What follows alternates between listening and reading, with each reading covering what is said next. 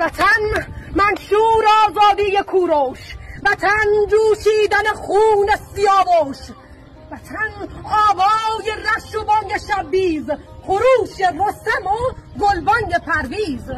وطن گردآفرید رزم دارد، چنان تخمینه یار بزم دارد. فریدون را فرانک ها بیارند، که با ضحاک ها در کارزارند. وطن شوش و چغا زنبیل و کارون، عرض زاینده رود و موج جیهون.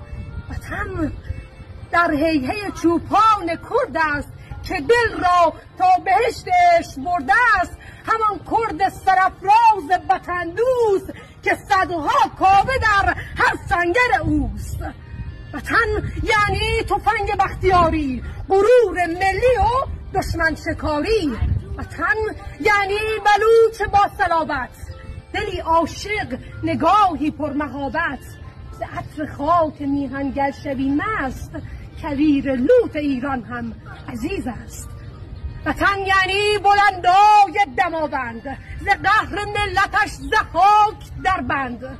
نظامی خوش سرودان پیر کامل، وطن باشد تن و ایران ما دل.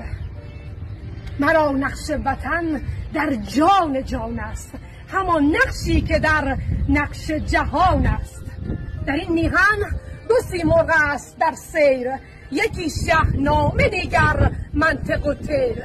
یکی من را ز دشمن میرهاند، یکی دل را به دلبر میرساند.